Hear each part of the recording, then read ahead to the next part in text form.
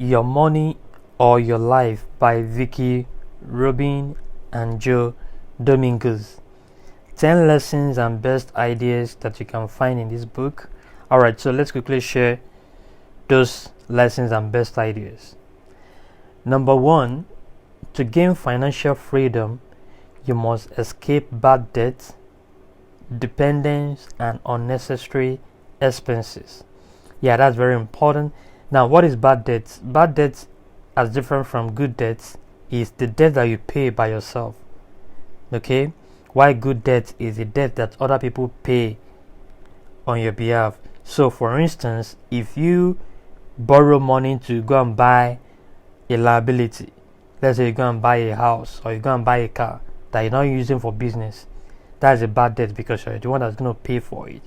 But if you use that money you borrow to go and buy an asset, like say you go and buy maybe a land, or you go and buy something that we appreciate, so that's a good debt. And let's say you go and buy a house that you rent out for people, then it is people that will pay the money that you borrowed, the debts. So that's a good debt. So to gain financial freedom, you must actually escape bad debts, dependence, that is hoping on other people to help you without even working by yourself, working your way out, and that is dependence and unnecessary expenses. So like just spending money scandalously, just spending money prodigiously. So all those things must be avoided to gain financial freedom. Okay, that's number 1. Then number 2 is wanting more doesn't satisfy our needs. It only satisfies our ego. Yeah, that's really true. You see, because most things that we actually want are not really what we need, but just because of the cravings, your desires. Okay, I want this, I want that. You go on shopping and you see nice shoes, nice clothes, and it's like you should just get everything, right? So it's all like what we want, and all those things actually with like your temporary feelings, they don't really last. They don't last. So if you don't focus on your needs, or say what is important, your priorities, just gonna be like you're just satisfying your ego, and just wasting money in a way. So that is the second point. The third point is to be happy in life. You must know how much is enough. Very important. To be happy in life, you must actually know how much is enough. That's true. We'll see that they say money doesn't make you happy, but of course, lack of money will also not make you happy. Now the point is this: to really be happy, you must make sure that money is not a determining factor for your happiness. Though of course money contributes to happiness, money makes us happier, but to be happy in life, you must know when you tell yourself, okay, you know what, this is enough. Or say, my happiness will not be attached to anything. So whether I have more money or I have less money, or maybe I even lost some of my money, I'm not going to be unhappy because of that. But my happiness will be connected to who I am, will be connected to what is inside, what I can control from inside, right? What I'm making to happen within me, my attitude about life, you see. So all those things should be the determinant of our happiness, not just external things. Then number 4, the fourth point is the money we earn is a product of our life energy. The more money we earn, the more energy we use. Yeah, that's right.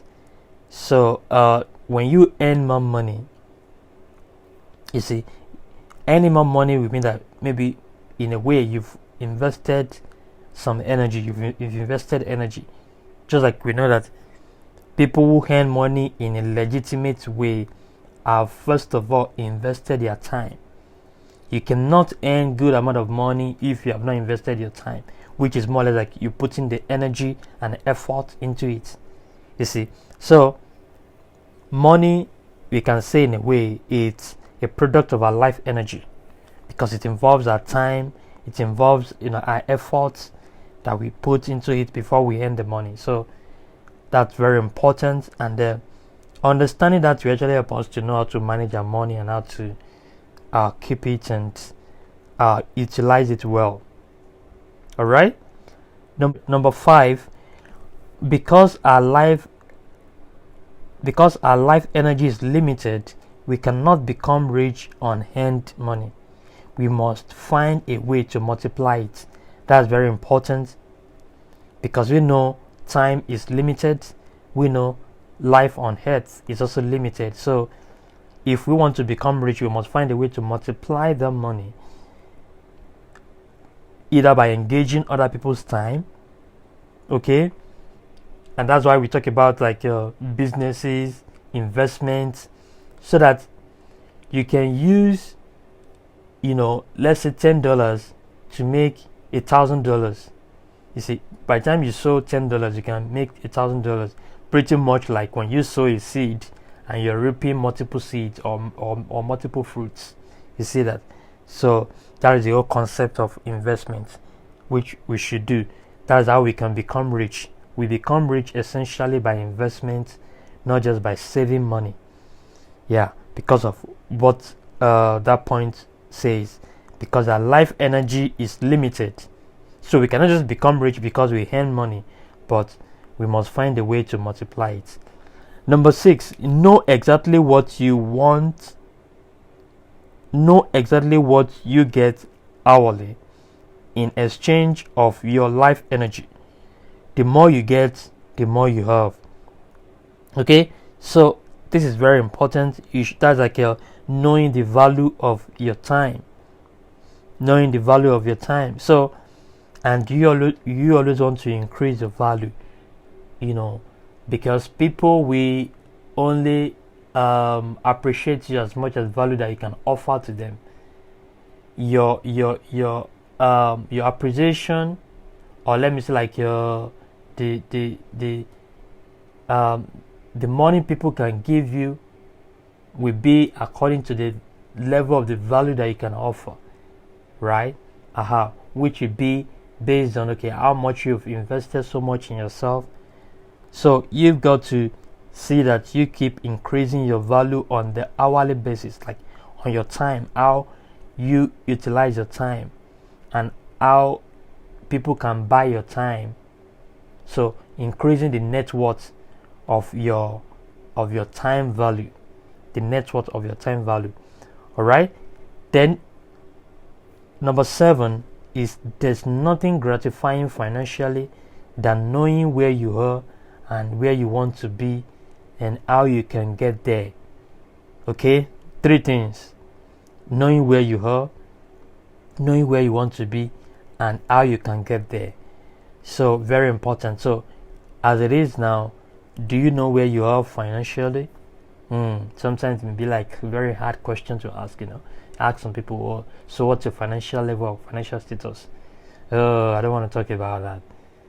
Because sometimes some people can say, okay, you know what, it's not about where I am now, it's just about where I want to go, who I want to become, all those things. Yeah, it's good to have hope. It's good to, aspire for great things, for greatness. Yeah, you get there.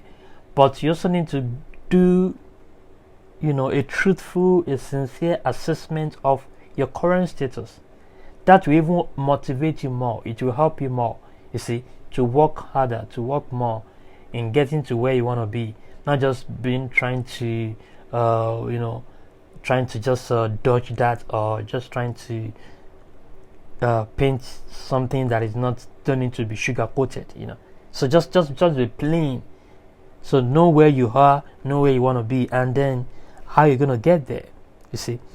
Then number 8 is to keep track of your financial life and how much of your life energy you expend. That's very important. You should keep track of your financial life. You should have sort of financial records, financial book, where you put your assets, where you put your liabilities, assets, liabilities. your basic expenses, your budgets, those basic things. So it's good to track your financial life, so you know how you're doing well financially, and your aspirations, what you want to achieve, and all that. Very important. Number 9, don't eat your money seed. Plant it and let it multiply over time. Yeah, we mentioned part of it. You should invest your money.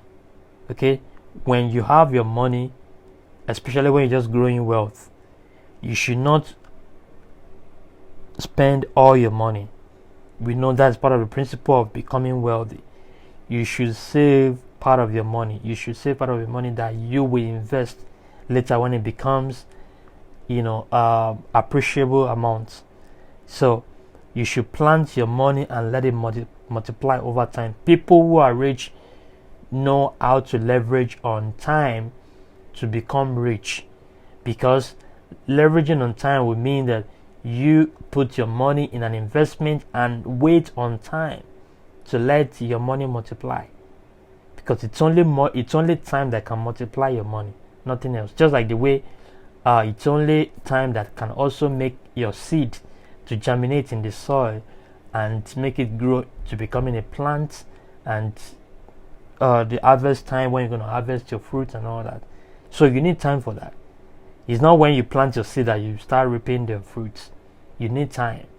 That's what we call the gestation period, right? Very important. Then number 10 is aim towards freedom, not security. Freedom is secured, but security is not free. You see that? Very interesting.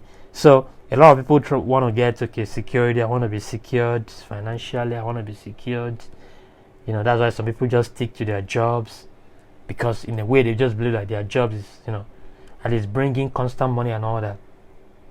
But while you are doing your job, you want to be free financially. You don't just want to stick to your job. You want to be free financially. And what that means is you actually want to be independent of any external source of getting your money.